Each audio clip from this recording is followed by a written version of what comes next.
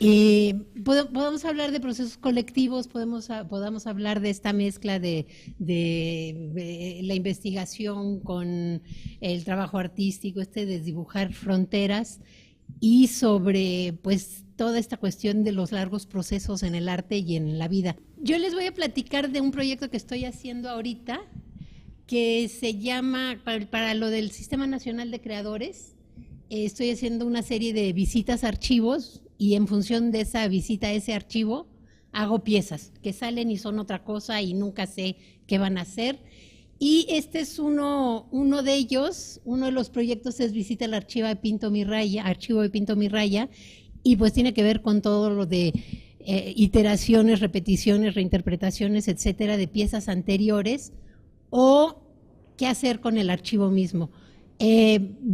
Probablemente Pinto Mi Raya se conoce más que nada por el archivo que tenemos, que es una colección hemerográfica que desde 1991 guardamos todo lo que sale, o guardábamos hasta el año pasado, todo lo que salía de crítica de arte en los periódicos. Esa colección hemerográfica tiene cerca de 40,000 textos de opinión, de crítica, y cerca de 300,000 noticias.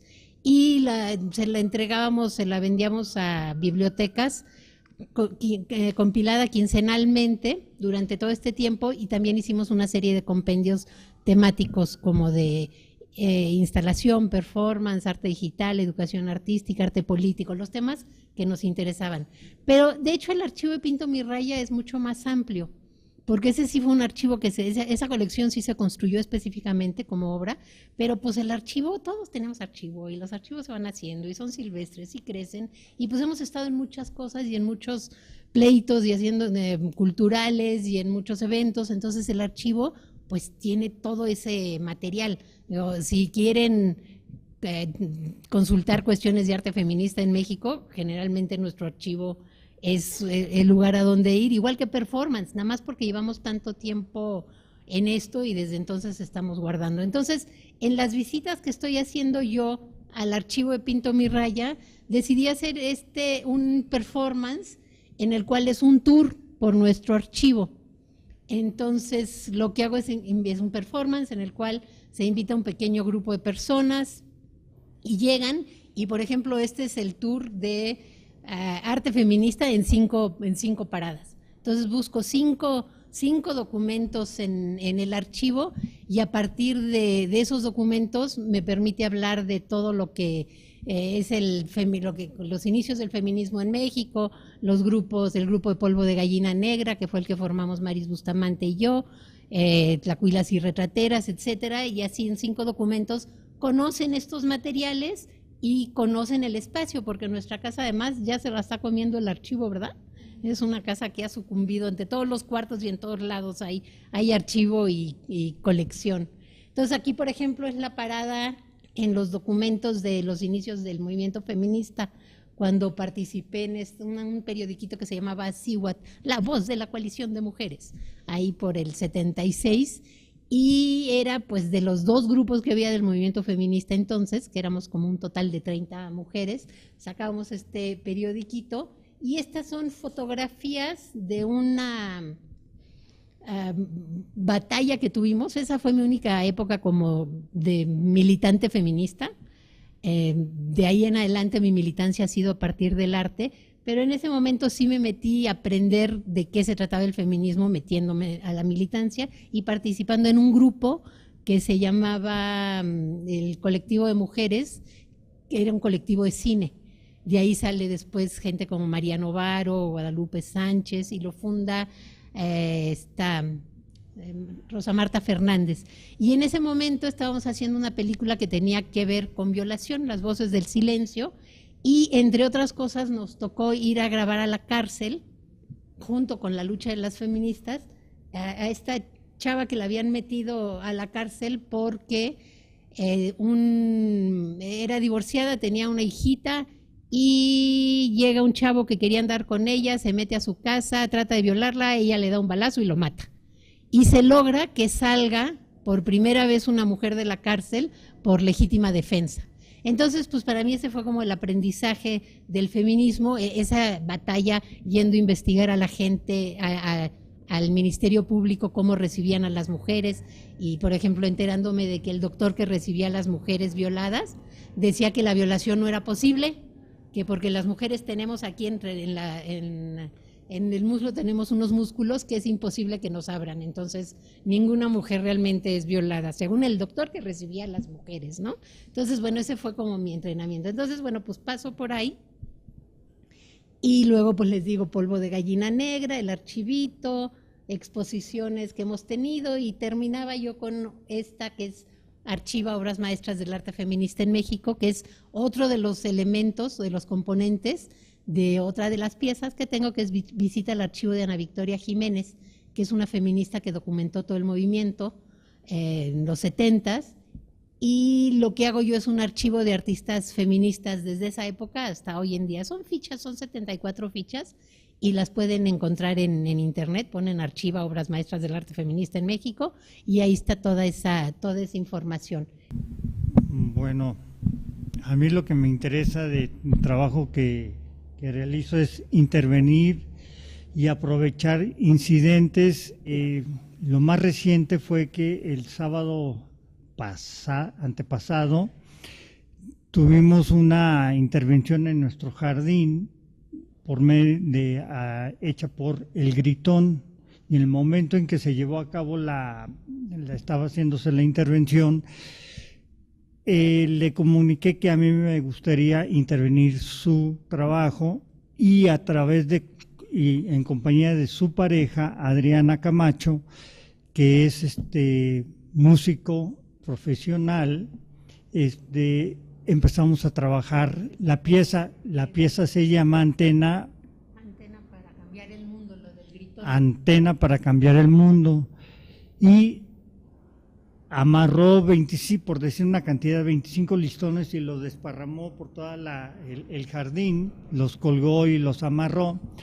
Y ella empezó a tocar su contrabajo y yo intervine tanto la pieza de El Gritón como la de Adriana, amarrando hilos y piola a las cuerdas del contrabajo y amarrarlas a los listones, y usando el arco de ella empecé a hacer, pues ahora sí, sonidos. Esos sonidos pues ya se estaban transmitiendo y eso estaba sucediendo simultáneamente.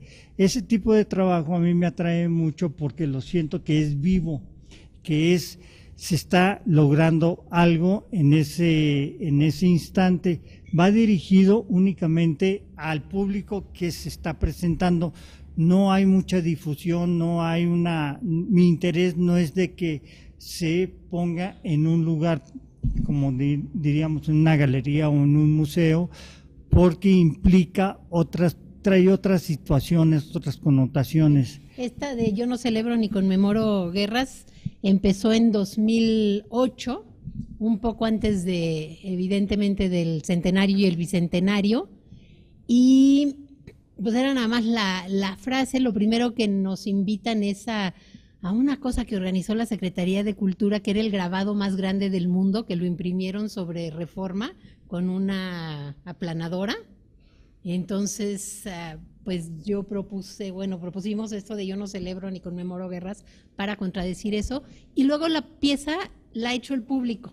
Entonces, un buen día una amiga nos habla y nos dice: ay, me gustó mucho, ¿puedo hacer unos botones? Digo, órale, perfecto, haz unos botones me dice, y que diga Pinto mi raya abajo. Entonces hicimos botones y empezamos a jugar. Ahí está lo del mural más grande del mundo. Abrimos primero que nada una causa en Facebook, porque ustedes no se acordarán seguramente, pero cuando empezó Facebook, una de las cosas más fuertes que tenía era que había causas. O sea, que se agarraron de todos los que nos gustaba la red como una cuestión social, para empezar a meterle, así como pasa con el centro y la gentrificación. Hicieron todo un proceso de gentrificación de Facebook, haciendo causas primero, y ya se metió todo el mundo. Entonces empezamos a preguntar, a difundir esta palabra y a armar discusiones con el Yo no celebro ni conmemoro guerras. Les digo, empezamos a poner la frase nada más en distintos objetos. Ahí están los botones que nos pidió un día una amiga, y entonces a usarlos, en aquella feria lo que estábamos vendiendo en Sonamaco cuando se cayó, cuando asesinó Víctor la pieza de Joshua, eran precisamente nuestras tazas de Yo no celebro ni conmemoro y todos los objetos que vienen de piezas, que es llevar piezas que hemos hecho a los objetos cotidianos.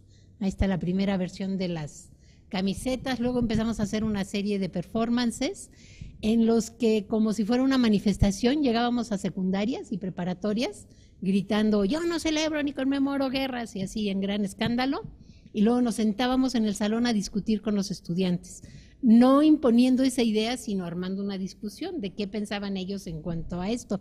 El planteamiento era en términos de performatividad social y de cómo vamos transmitiendo las ideas, que desde el siglo pasado tenemos instituciones que lo que quieren es que existe el diálogo y que no se llegue a conflictos bélicos como la ONU y todo lo demás, con todas las críticas que les podamos tener, pero en lo que vamos celebrando nuestro mensaje es completamente contradictorio. Los héroes son los que resuelven los conflictos a chingadazos, no los que resuelven los conflictos de buena manera. No hay una sola celebración que tengamos que sea el día que se evitó un conflicto.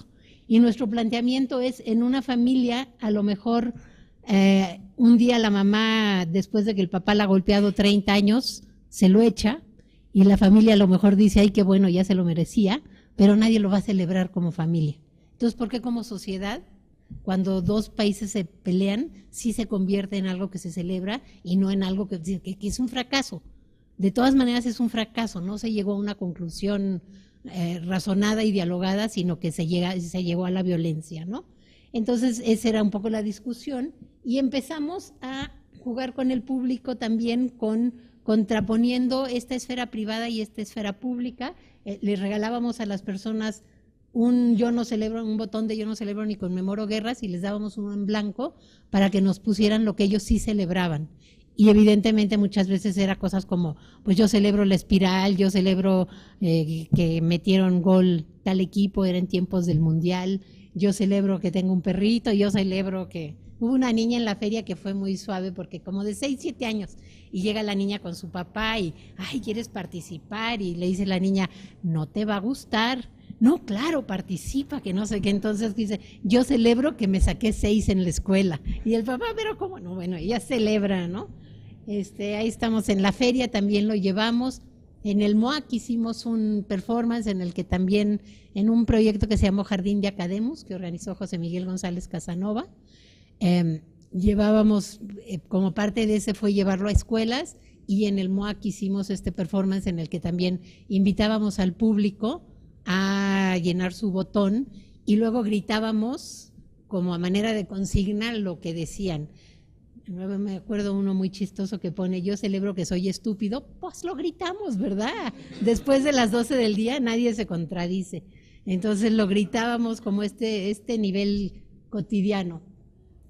Luego invitaron a una carpeta que organizó el MUNAL, que mandaron como a 50 países de gráfica, y pues también se fue ahí. El Yo no celebro se hizo una serigrafía en de estampas de independencia y revolución, y ahorita está en exposición permanente en Brasil y ha estado en Chile, y siempre le exponen, cuando hacen una selección siempre le exponen, porque es la única que cuestiona lo de las ideas de la revolución y la independencia mexicanas.